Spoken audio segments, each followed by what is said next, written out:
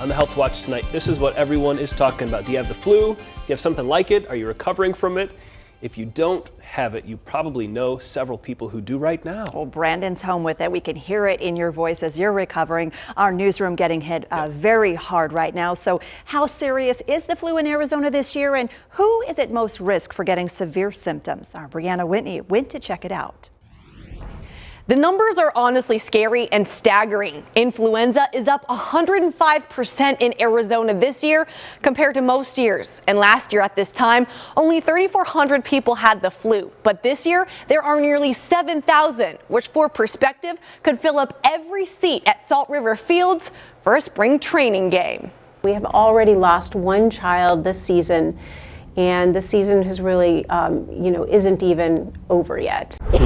Arizona is being hit with a flu season that doctors were never expecting. The strain that is circulating in Maricopa County is the B strain of influenza. That's not usual for us. In Arizona, 72% of people with the flu have the B strain, when normally our flu season sees primarily an A strain.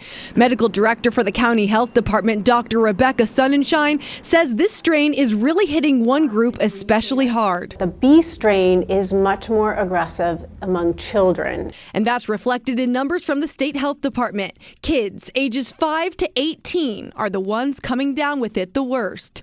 And Dr. Sonnenschein says this severe strain can lead to infection quickly. It's that post-infectious pneumonia that influenza makes us so susceptible to that typically can lead to someone's death. So besides washing your hands and using sanitizer, what else can you do when dealing with sick coworkers? Stay more than 3 feet away from them, preferably more than 6 feet. But if that's not possible and they don't take advice to just go home instead of spreading germs, you could put a mask on to keep those droplets from getting inside your own mouth and nose. Dr. Sonnenschein also says to be conscious not to touch your nose, mouth, or eyes, something people do all the time without even thinking. She says still the #1 protection is the flu shot. And while this year's vaccine does include the B strain to an extent, unfortunately, it's too early to know how good the strain actually matches. And the last thing she says to do is to constantly spray down and wipe down surfaces to keep them disinfected. So, reporting from a newsroom I am desperately trying not to get sick in, Brianna Whitney for Arizona's Family.